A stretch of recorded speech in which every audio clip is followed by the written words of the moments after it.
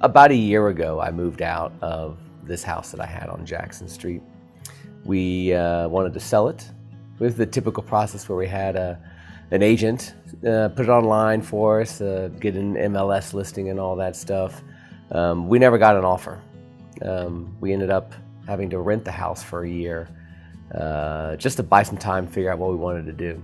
Well, the next spring, I contacted Clint to handle the selling of this house, and what he did was amazing. So what I do is I reverse engineer the whole process for the customer based on whatever their desired outcome is.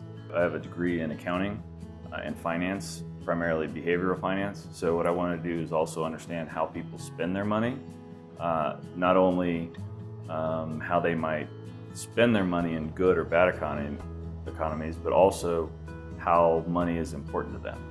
I now do mortgage and real estate. We're doing residential and commercial. So it's been great. It's been a fun ride.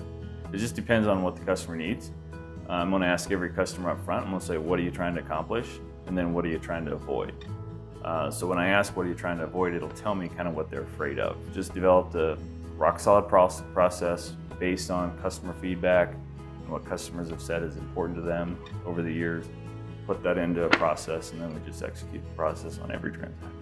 When we first went into the house, he didn't look at it like a regular agent. He looked at it like a buyer. He wanted to see what would the parts of the house that the buyer would really be attracted to, and also what are the parts that maybe the buyer wouldn't be attracted to, so that he can make the repairs or redo some of the finishes or repaint to really highlight the parts of the house which are dramatic and which would be most appealing to the buyer. You want to find very early on whether the buyer is super serious about the contract or if they're going to get if they're going to get skittish sometime during the process. Because what'll happen is if they're somewhat hesitant based on maybe it's too much house for them, it's at the top of their purchase price range, they don't know if that house is worth that payment. These are the kind of things that kind of come up. So what you want to do is make sure that early on the customer goes through that process analytically in their own comfortable space, and that they're still good and excited about buying the house. One of the things that Clint really likes to have is for the buyer to walk in and say, wow, when they see the house. And part of that is investing a little bit of money in the beginning to repaint the walls and redo the floors, adding in some carpeting or some blinds so that the buyer sees a very fresh and new house rather than one that's been used and lived in. Also come in, I have my contractors, people that I work with, we come in and we make the house perfect. I don't want my seller to lose tens of thousands of dollars because of just not spending a few thousand. You don't want to just expect buyers to not notice negative things, right? You want to address that.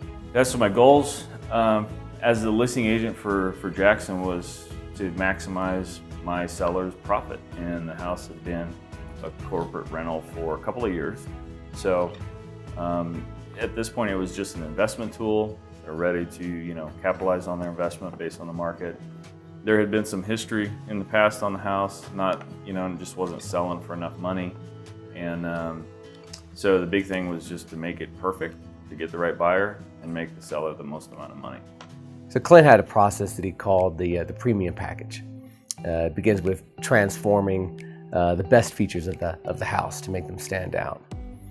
We had a large yard and outdoor spaces, 4 courtyards, and so he restaged each of those courtyards to be their own space. That way when the buyer would walk through the house, they could envision how they would actually use these spaces. The big thing about staging is making sure that, again, you try to figure out, I have analytics, I pay for analytics to understand who is in the market within that neighborhood, within that zip code, within that area.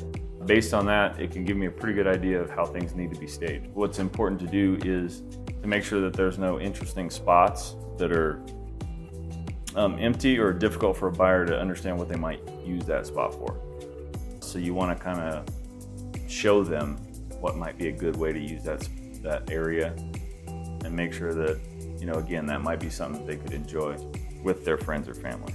After Clint did what he wanted to do on this house, we put it on the market, and within 24 hours we had multiple bids, which is exactly where you want to be. We sold this house in under a month for way more than I ever thought we could sell it for. And it's all due to Clint's ideas and concepts about how to get the buyer excited and interested in the house that they're touring. It's always moving, right? It's an experience. People don't pay you for a particular product like a car or a phone. They pay for an experience, they pay for service, they pay for communication, they pay for information, right? They want to understand the process, set my expectations, tell me what's going to happen next, and then kind of follow up on all that. So at Real Estate Investment Advisors, that's what we try to do, because when you're in a financial transaction like that, you can be very vulnerable because your credit's out there, your income's out there, you're kind of worried about everything kind of coming together. And I remember when I bought my first place. So even though it feels like it's been a while ago, I still want to make sure that, I kind of keep that mentality within my process.